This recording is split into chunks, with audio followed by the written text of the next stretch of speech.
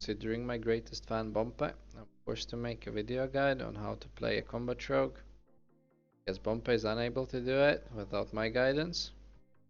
Well, and I'm ready to accept him as my apprentice. Well, first of all, I'm not the best rogue on the world, I'm not the best rogue on the realm. I'm gonna make you a decent rogue. You can see I have 9 skills on my bars. 9. I hope that is not too much for you, Bompe. If it is, well, I do suggest uninstalling, playing some games where you don't have to click anything, because you're obviously too thick-headed for it. But I hope that's not the case. So there are 2 main things which you have to remember, just 2. First thing, slice and dice, always has to be up. Second thing, revealing strike always has to be up on the target where you use your finishers. Sounds simple, right? It is. It really fucking is. Single target rotation is the fucking same as multi-target rotation. The only difference, you have Blade Fury up. Blade Fury cleaves your targets, it cleaves targets in front of you, it cleaves targets from your ass, it's like a fucking cleaving machine. 360 cleave, okay? So there's that. How you want to start up the fight? Simple. You start in stealth, you ambush your target, you use slice and dice, you use revealing strike, you dump your energy, pop your cooldowns as, sorry, not cooldowns, racials, trinkets, and then you blow up your killing spree. Killing spree is freaking dangerous, so mind your own surroundings. If there will be mines, stomps, or anything like that, well, you have to have pretty big balls to do that. I have pretty big balls. That's why I have such an amazing rank on Hands on Frenzy. Anyway, after the killing spree ends, you will have a lot of energy left. Really, you probably will cap it. So you have to get it low enough for you to use adrenaline rush, and then the shit begins. Really, then the shit begins, indeed. You will have so much energy, you will have to mash your Sinister Strike button like a madman. Really.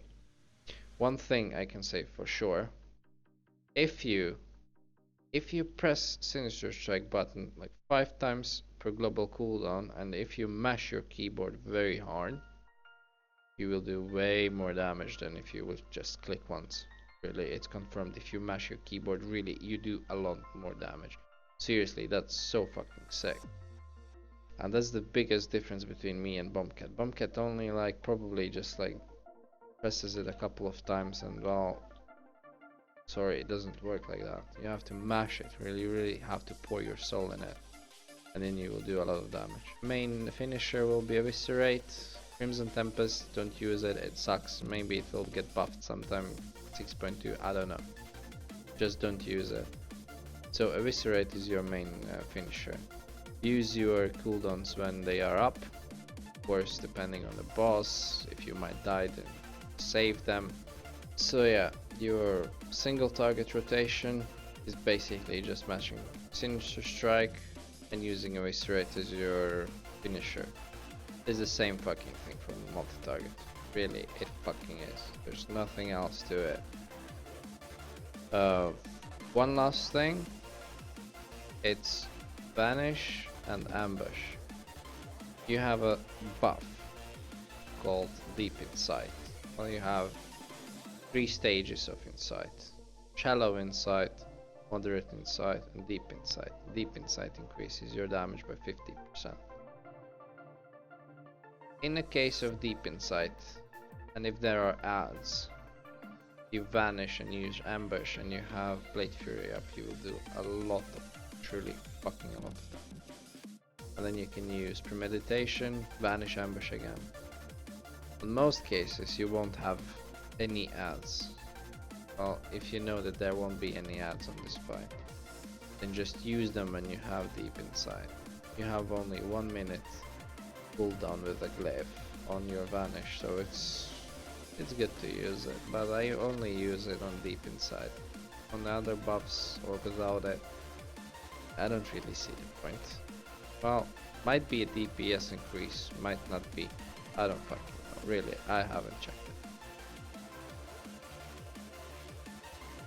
Anything else?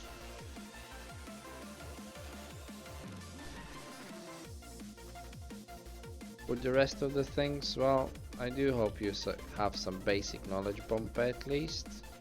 Can't really help you on everything, can't feed you with a silver spoon, but this should cover everything. A general rule of thumb for all of Melee, which kinda distinguishes the good players from bad players, is the DPS uptime on the boss. Also, it's a very important thing. You have to anticipate when a tank moves, rolls away, leaps away, whatever, and you have to move ahead of the tank because of the lag, and if you won't do that, you will lose quite a lot of DPS by lagging behind without auto attacking. You can fuck up your rotation once, twice, but if your DPS uptime will be higher than the other players, chances are you will do more damage. This is the end of the guide. Well, cheers Bompe, I hope you learned something.